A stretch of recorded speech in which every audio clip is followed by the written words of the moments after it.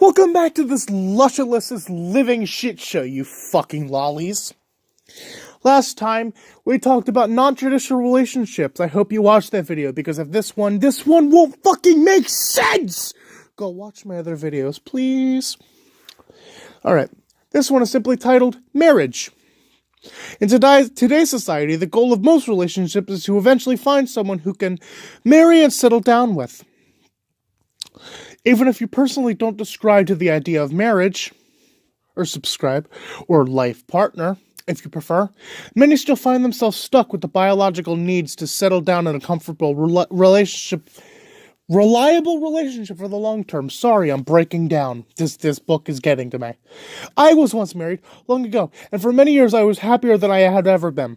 My wife Barbara completed me, and even though her visits were relegated to Monday, Wednesday, and Friday, we made the best of our time together as a couple. When Barbara passed away under a frozen lake, I was devastated, convinced that I would never find another true love, and to this day I have not.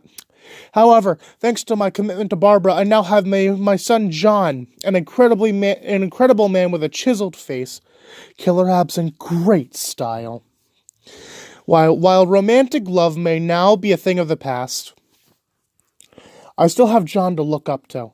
He is a great role model for me, and one day I hope to be just like him.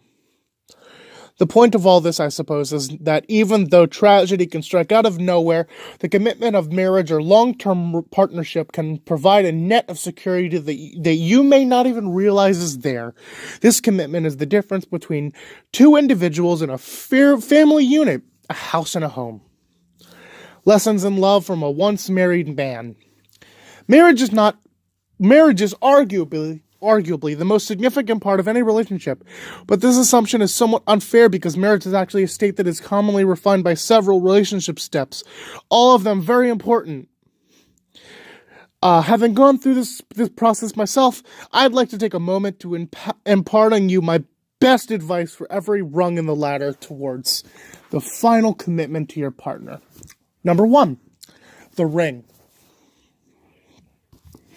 Traditionally, the man in the relationship is the one who provides the ring. However, in this day and age, you can expect almost anyone to propose, and there are many relationships where both partners happen to be men. Regardless of who proposes to who, the first step towards a marriage almost always starts with a gift of a ring. Over time, the lore and legend of engagement rings have shifted and changed. Once traditional rules of price and size have been updated as recently as the year to provide new requirements for your perfect proposal. Spend as much on the ring as you would your dream house. Of course, when talking about engagement rings, the term dream house does not mean the house that you would one day dream of living in.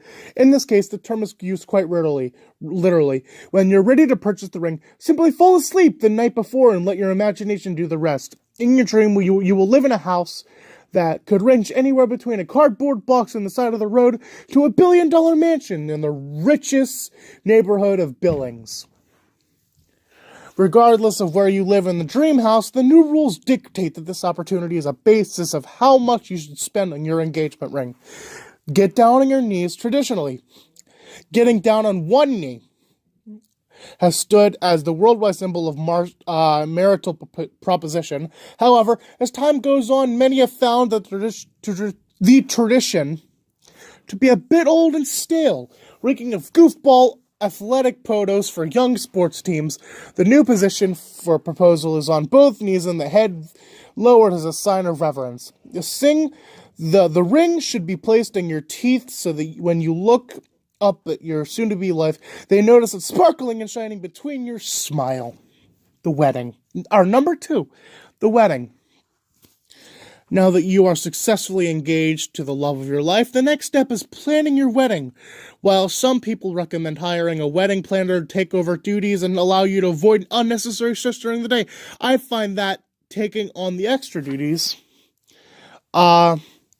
makes you feel more connected to the process.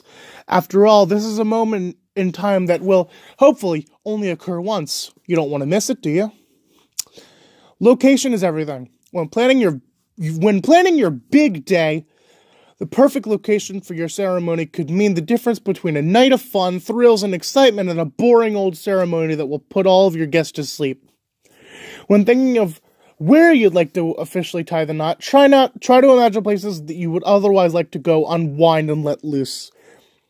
Great examples would be the local street fair, the traveling carnival, or even a destination wedding at an excitement theme park. As a rule, the wedding party should at least be twice your age.